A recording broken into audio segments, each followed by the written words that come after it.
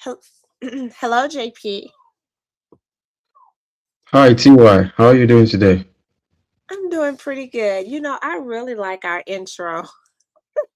I like that. Yeah, that's good. I It's love it either. I love it also. yeah. It's like if I can just say this really quick. It's like an intro, and the music is like it's upbeat. It's like if you're feeling sad or something. It's a upbeat type of feel. So, Yeah, anyways, yeah, yeah. yeah. Mm. Yeah, so today is So what Memorial do you Day. have for me? What do you have for us today? So we're going to be talking about social media and technology. We're going to be talking about Yeah.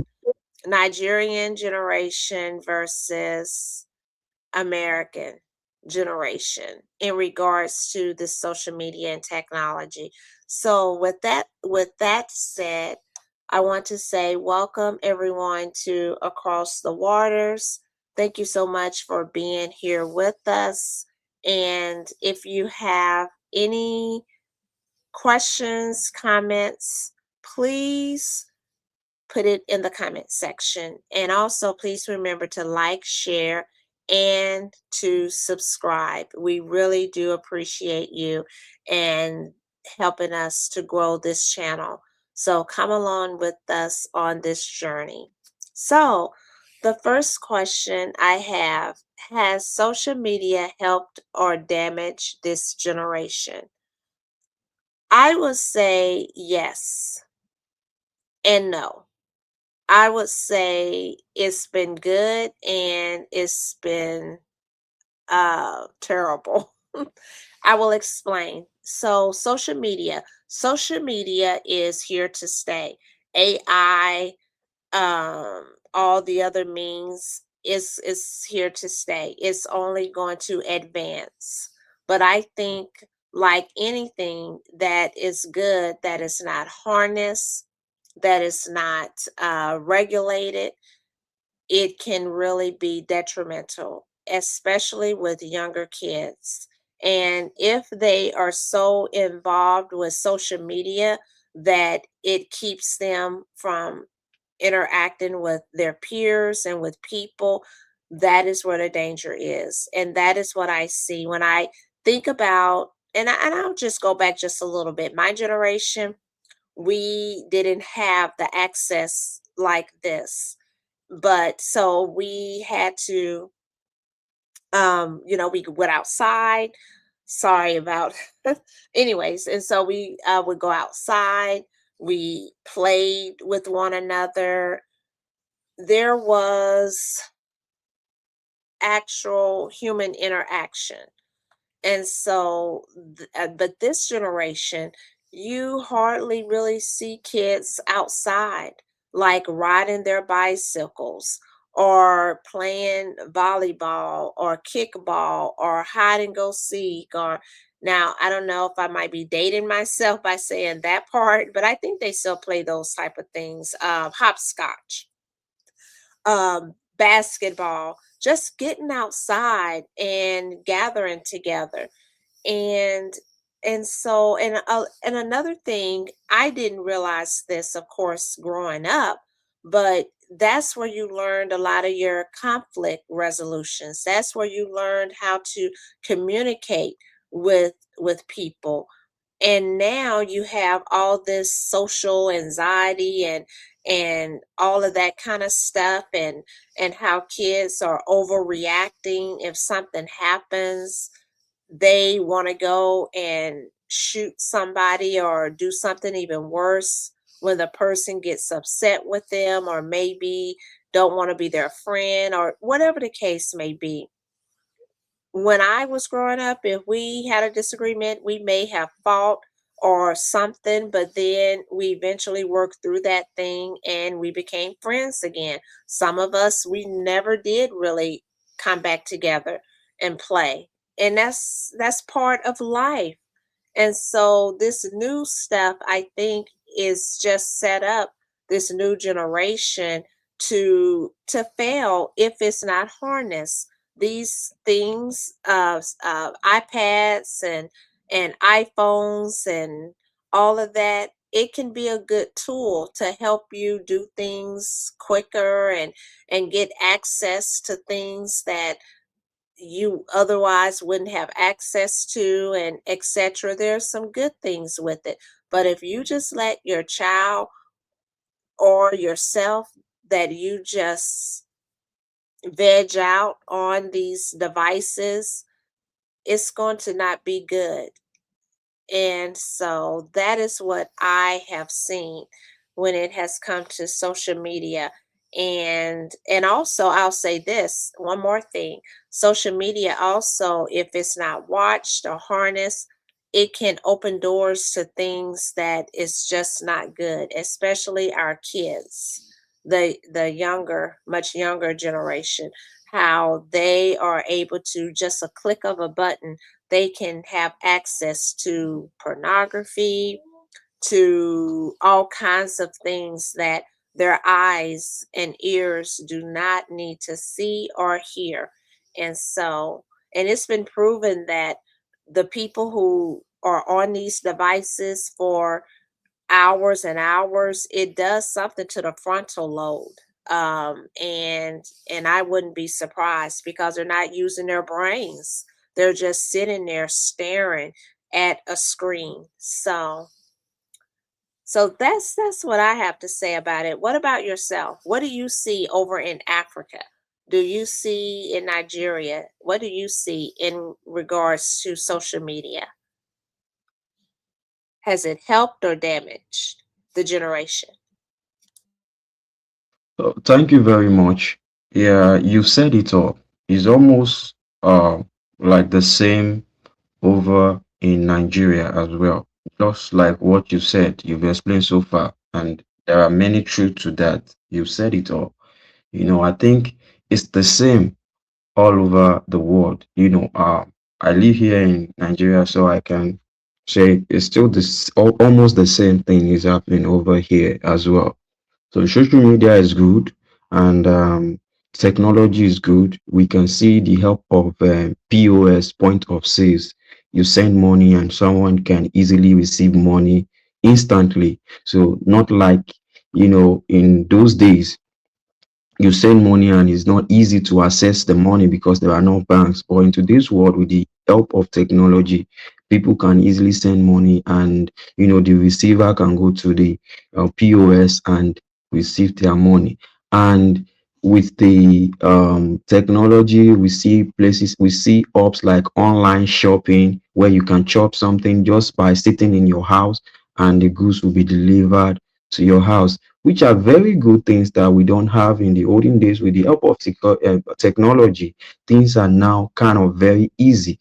But the other way around, which is the damage that technology and social media has caused, is ability for people to think for themselves and do some hard jobs. People now run away from hard jobs. They don't want to do hard job. They want it easy. They want it sharp and quick. And this is actually having a negative impact on our society today. So um for technology, we can see some fraudulent activity as well. But this is my intake on that. If there can be some regulation, you know, to as to regard social media and technologies on how we can school the new generation on how to use it. Maybe probably there is a syllabus or curriculum, on how to use technologies and social media, so that the newer generation can keep up and use it the right way and use it to their own advantage, and also teach them on how to navigate through life if there are not social media, because today's world, we already think like, oh, social media is everything. So if eventually social media, goes off today, how would the kids, how would the newer generation cope with life? So we need to also regulate the social media and technology that we provide for the newer generation, so that things can be of balance, so that there won't be a catastrophe or there won't be a tragedy in the future. You understand? If we give them the proper orientation, and we give them the proper guidance on how to use all these tools that are advantage and also has its own disadvantage. If the government or we parent and can help the younger generation, it will be a very good thing. So there won't be much damage, because we're talking about the usefulness now. We're also talking about the damage. So if there can be a regulation to this, that will help the generation to strive very well and use it positively. Thank you. This is my um intake on that.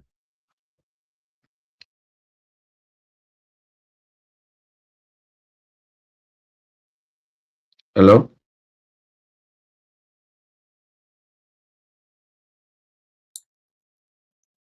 I think that was a really you made a really great um of explaining about it from your point of view and from over there. Thank you for that. Thank you.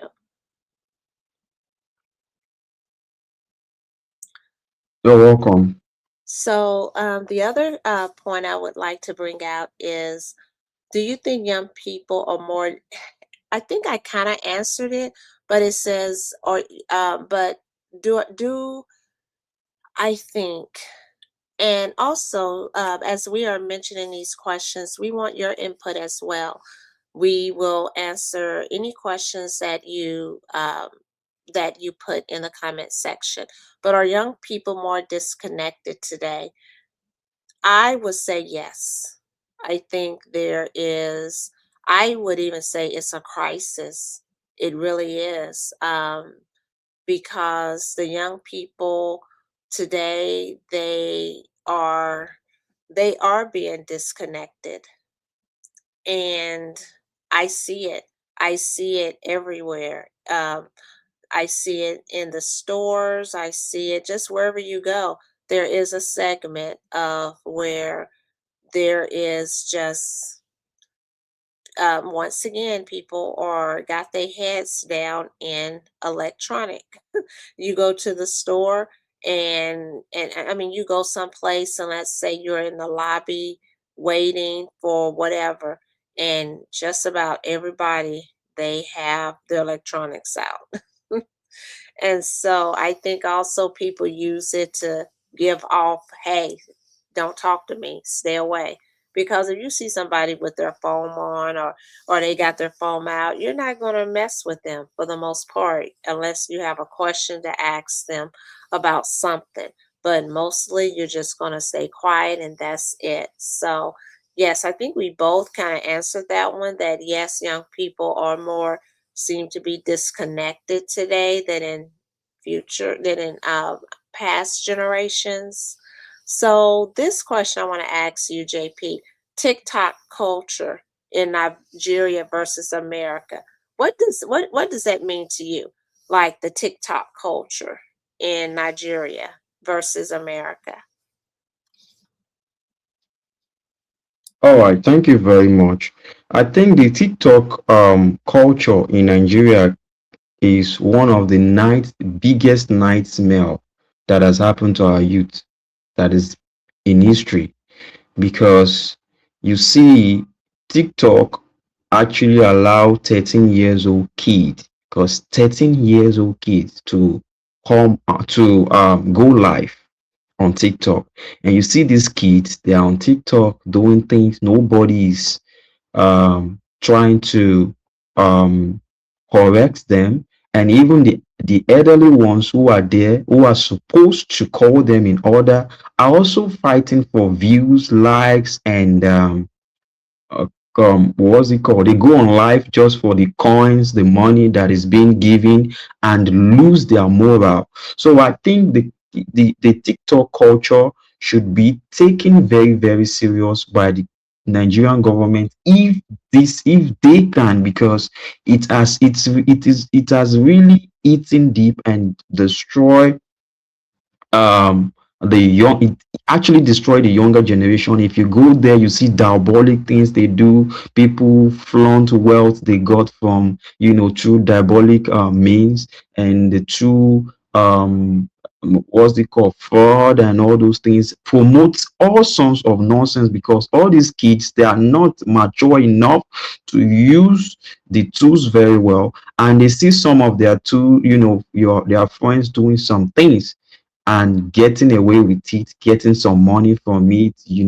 I don't want to mention their names. They looked up to their role models, and their role model is like 15, 16, 18 years old, making money, buying cars. So they just thought like, okay, what everybody is doing on the TikTok is normal, but there are no morals, on that app, and that black app needs to be regulated before it gets out of hand. You don't see much of that on Instagram and Facebook, because there are some regulation to that. But when you go on TikTok, it's just like there are so many things that just happen there. You see people having sex online, on live video, just on live, um just to get what's it called, um this gift, they call it gift, the coins, the gift, the lion, the all those stuff, so which is very, very, very bad for our society. And the TikTok culture is not really, really good when it comes to Nigeria, I must say that, and something needs to be done about that. There are good people, there are people who are actually using the TikTok the right way, Nigerians who are using the TikTok the right way in Nigeria. But it's just like, because the TikTok allow 13 years old, kids to come on this, to open this app, is really messing up the TikTok culture. So this is my point of view on TikTok regarding Nigeria, when it comes to Nigeria. So that's my point of view on that.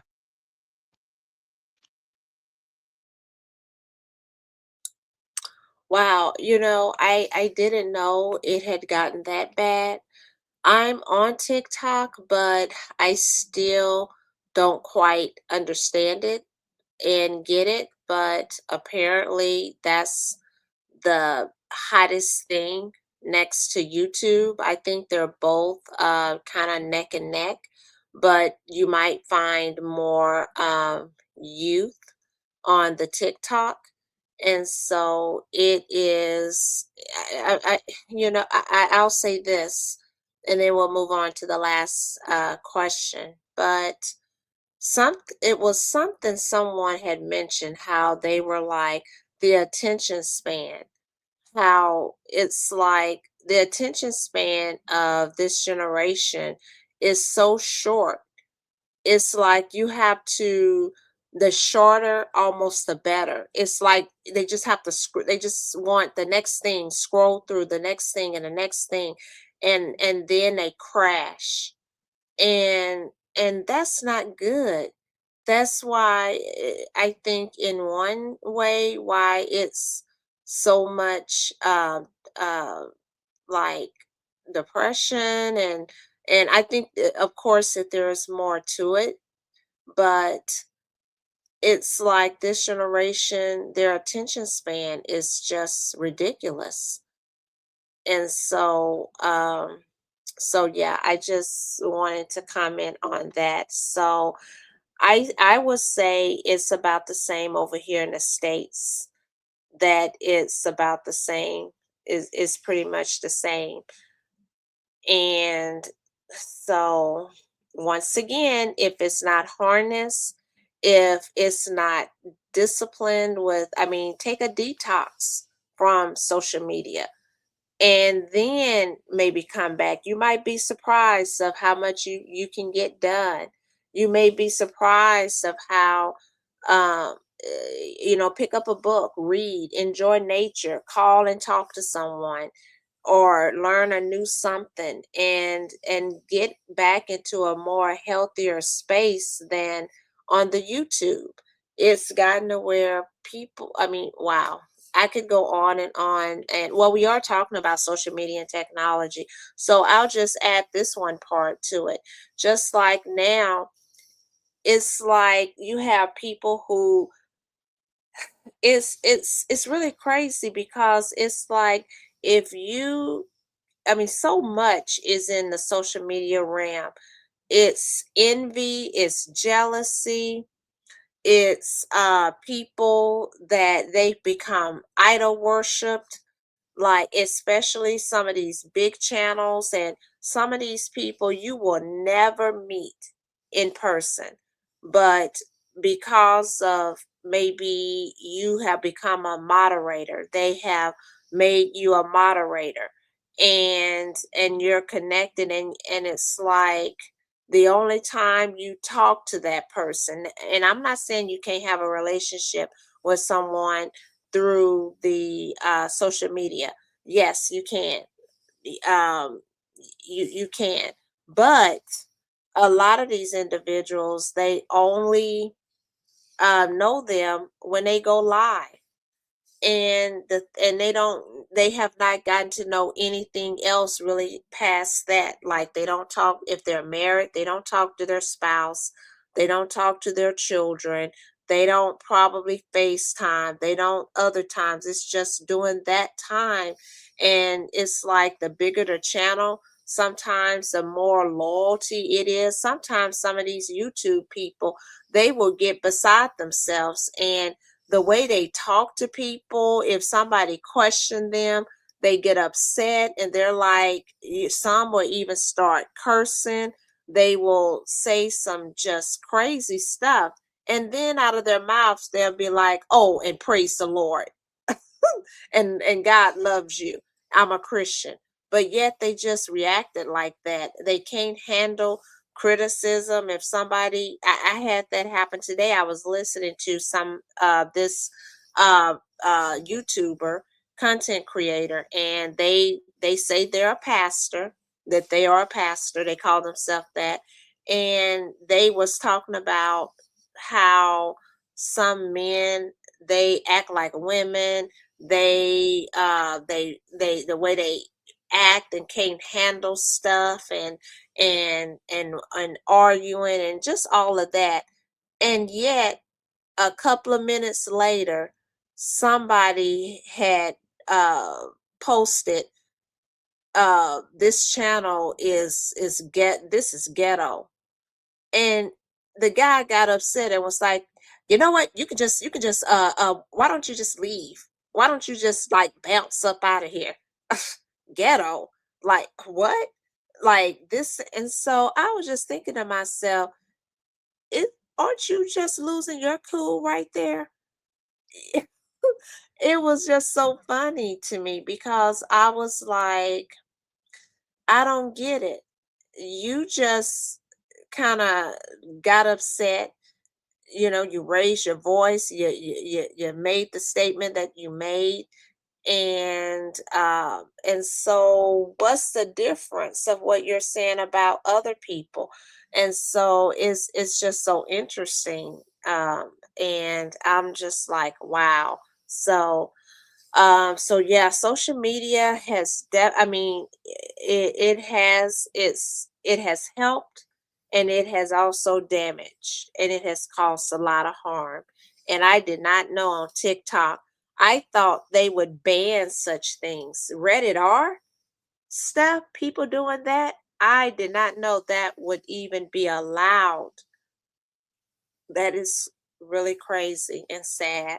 So the next one is pressure to look successful online. So JP, do you see that happening? Uh the pressure to look successful online. Do you see that happening? All right, thank you very much. When you said pressure, pressure is when someone, maybe probably when you're on pressure is when someone give you a deadline to do something, and you need to do that thing, and you need to submit that thing. You're on pressure to finish that task that is assigned to you. So another ways that I can define pressure is maybe someone is pointing a gun on your head and telling you, oh, you have to do it, you have to do it, is pressuring you to do something that is very hard. I think that's pressure. But if no one is pointing gun in your head, no one is telling you that, oh, this is a deadline, you have a deadline to complete a task, why would you call that pressure? So when we say pressure on social media, people are actually not pressuring anybody. You just pressured yourself.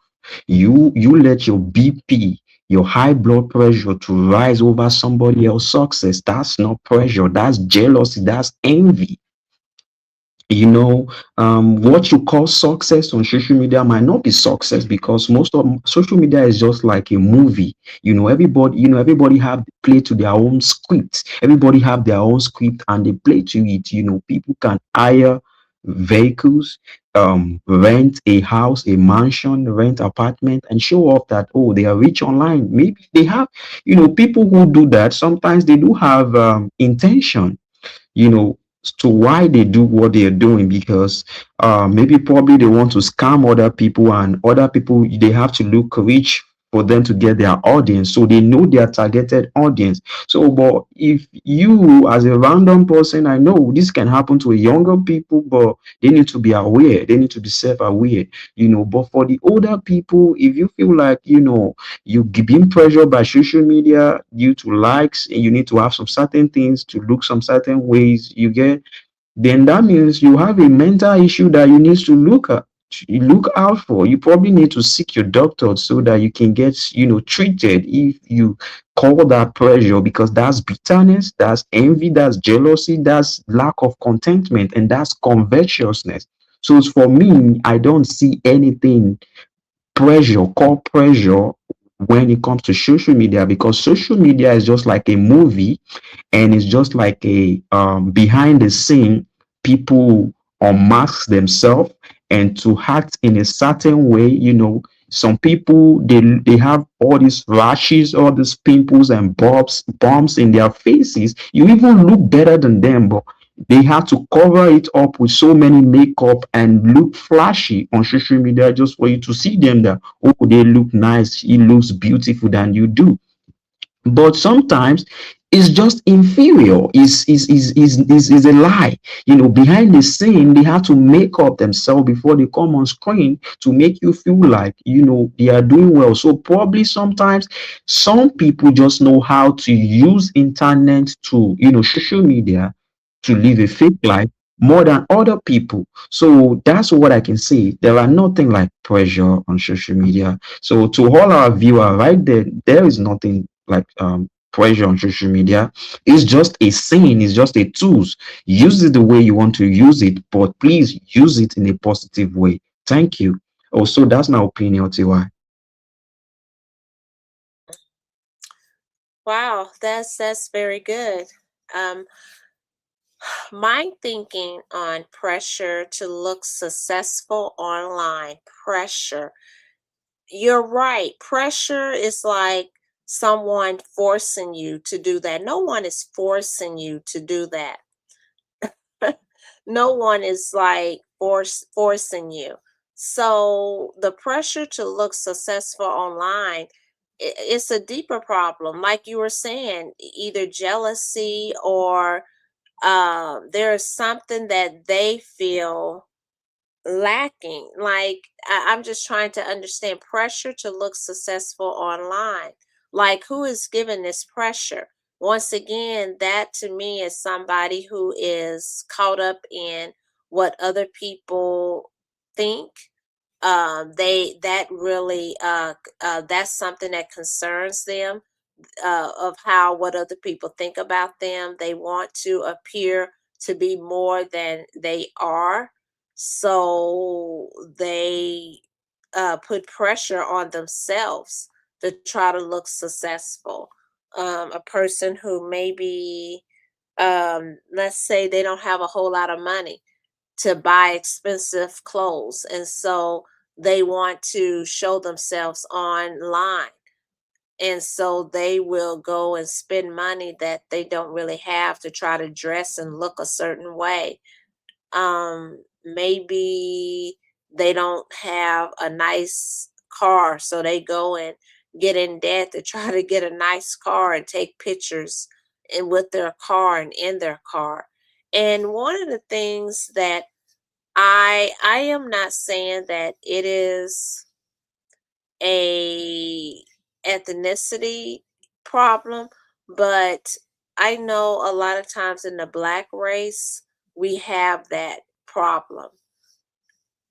And what do I mean? They try to give example.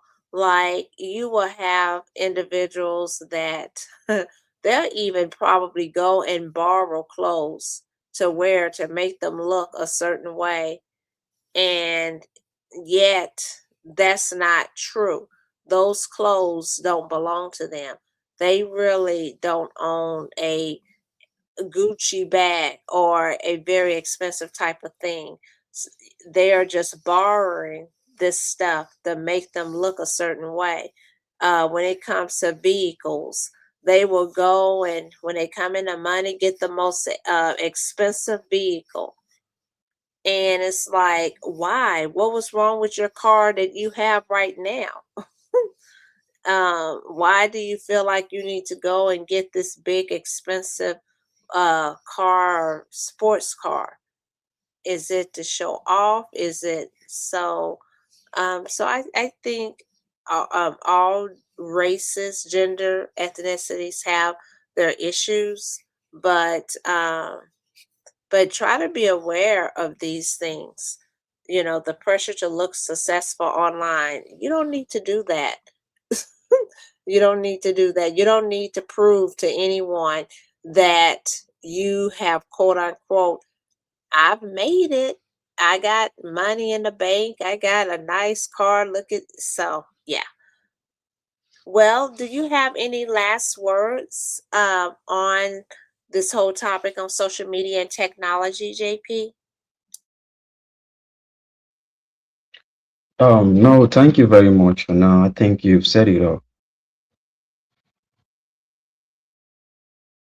Okay. Well, once again, I want to say thank you all for joining us this whatever time it is your time. Please remember to like, share, and to subscribe, please. And as always, as we say, until next time, I want to say yes, like and follow, please. So until next time, everyone, take care. Have a great night or whatever time it is on your time. And bye.